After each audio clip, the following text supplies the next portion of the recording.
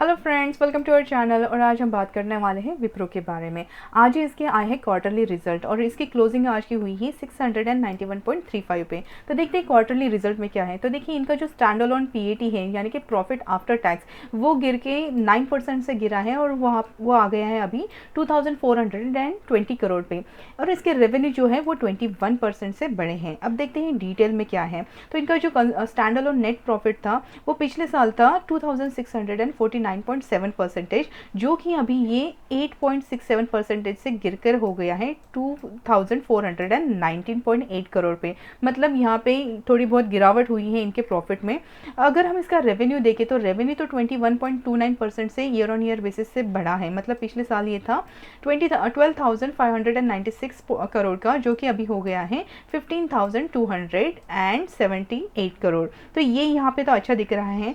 ये जो एक्सपेक्टेशन है इसके, तो ये फिर भी इनके जो एनालिस्ट के एक्सपेक्टेशन थे, जहाँ पे उन्होंने एक्सपेक्ट किया था कि 30% ग्रोथ दिखाई देगी रेवेन्यू की, तो वो यहाँ पे नहीं हुई है। तो यहाँ पे ग्रोथ हुई है सिर्फ 21.29% से। मतलब देखिए वैसे भी इनका पीएटी गिर गया है, उसी के साथ जो एक्सपेक्टेशन थे एनालिस्ट के यहाँ पे ज़्यादा आएगा 30%, वो भी भले ही ईयर ऑन ईयर बेसिस पे बढ़ा है, लेकिन एनालिस्ट के एक्सपेक्टेशन से अभी कम ही हुआ है। अगर हम इसका कंसोलिडेटेड बेसिस पे रेवेन्यू देखें तो वो है अभी $2.7 बिलियन का, जो कि क्वार्टरली बेसिस पे बढ़ा है 3.3% से, और ईयर ऑन ईयर बेसिस पे देखें तो 29.6% से। तो ये तो एनालिस्ट के जो एस्टिमेशन थे उसके हिसाब से ठीक ठाक आया है। और इनका जो नेट कंसोलिडेटेड इनकम है इस क्वार्टर का, वो हुआ है अभी 2970 करोड़ का, जिसमें 1.3% से क्वार्टर ऑन क्वार्टर बेसिस पे बढ़त दिखाई दी गई है।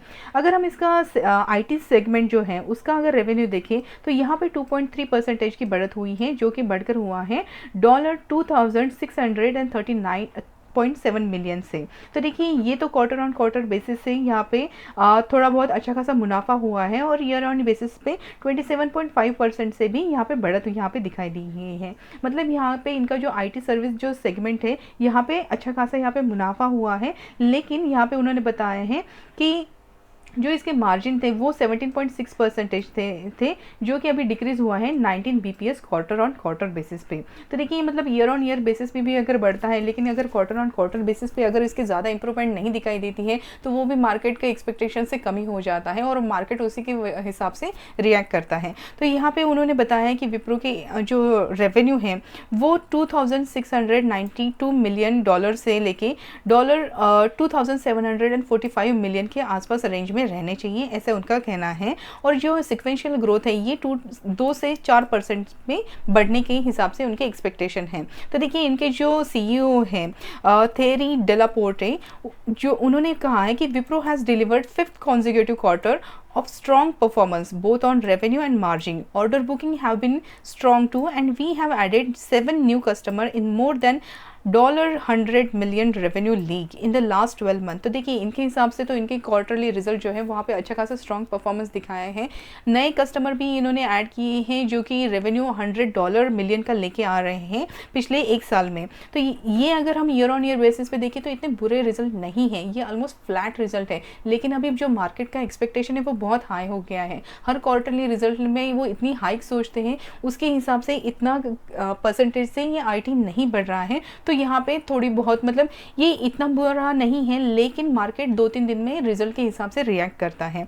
तो यहाँ पे उन्होंने क्या बताया कि our strategy and improved execution continue to serve us well and we are confident of building on this momentum. We also excited to have completed the acquisition of Agile and Lean Swift solution in the quarter, both of which will add our capabilities significantly. तो देखिए ये इनका जिस तरीके से improvement हो रहा है और उनकी जिस तरीके की स्ट्रैटेजी है और जिस तरीके से ये प्रोजेक्ट कंप्लीट कर रहे हैं, वो यहाँ पे अच्छा खासा ही है, इसमें कोई बुरी बात नहीं है। और इन्होंने अभी डिक्लेयर किया है ₹1 पर शेयर का इंटरिम डिविडेंड। तो ये शेयर होल्डर के लिए अच्छी बात है, जो इस शेयर को अपने पोर्टफोलियो में लॉन्ग टर्म के हिसाब से लेके चल रहे हैं। तो देखिए यहाँ पे रिजल्ट जो है वो इतने बुरे नहीं है, लेकिन क्वार्टर ऑन क्वार्टर बेसिस पे थोड़ा हल्के तो यहाँ पे गिरावट हुई है। ऑलमोस्ट इसको फ्लैट क्वार्टरली रिजल्ट माने जा सकते हैं, लेकिन जिस तरीके से एनालिस्ट की एक्सपेक्टेशन होती है उससे ये थोड़े कम ही हैं। तो इसी के चलते हुए देखते हैं कि चार्ट में क्या नज़र आ रहा है। तो देखिए अगर हम ये डेली चार्ट है देखें तो यहाँ पे वैसे भी जो स्टॉक है वो 10 मूविंग एवरेज, 20 मूविंग एवरेज और 200 मूविंग मूविंग एवरेज के ऊपर ही चल रहा है, मतलब कि इस स्टॉक में जो अप ट्रेंड है वो अभी भी ऑन है। भले ही इसके क्वार्टरली रिजल्ट है एकदम से बहुत बढ़िया नहीं आए हैं, ठीक ठाक आए हैं। तो उसके हिसाब से देखते हैं अभी यहाँ पे आगे की क्या सपोर्ट और रेजिस्टेंस या फिर टारगेट रहने वाले हैं।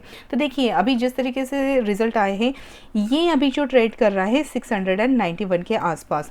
तो अगर यहाँ से ये तो हल्का बहुत गिरता भी है तो हमारे पास 632 का एक अच्छा खासा सपोर्ट है, क्योंकि देखिए यहाँ पे कुछ महीनों से इसने ये जो सपोर्ट है ये मल्टीपल टाइम टेस्ट किया है और वहाँ से इसने अच्छा खासा बाउंस बैक दिया है। तो ये 632 का यहाँ पे अच्छा खासा सपोर्ट है।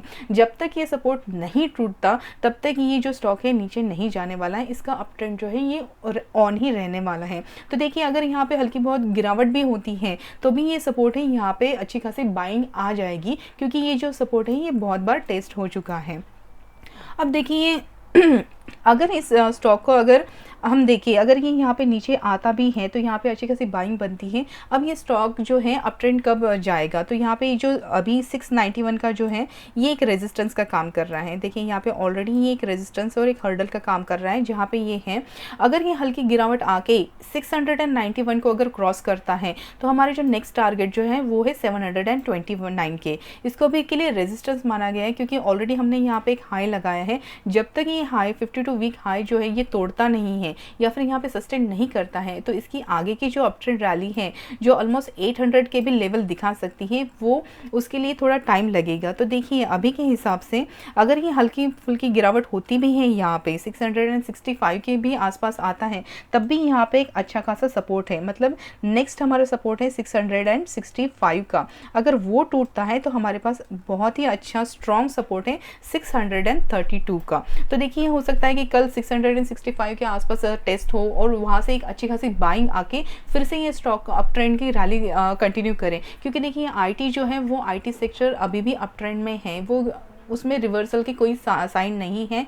हाँ थोड़े बहुत जो रिजल्ट है उसकी वजह से हल्के बहुत इमोशनल प्रॉफिट बुकिंग या फिर सेलिंग प्रेशर आ सकता है, लेकिन यहाँ पे अप ट्रेंड ऑन है। तो इसलिए अगर आप इस स्टॉक को होल्ड करके रखे हैं तो इसको होल्ड कीजिएगा, क्योंकि आने वाले जो साल है वहाँ पे ये अच्छा खासा आपको मल्टीफोल्ड रिटर्न देने के बहुत ज़्यादा चांसेस रखता है। तो आई होप आपको ये वीडियो पसंद आया होगा। अगर ये वीडियो आपको अच्छा लगा तो प्लीज़ हमारे चैनल को सब्सक्राइब ज़रूर कीजिएगा और मिलते हैं हमारे अगले वीडियो में। Thank you so much.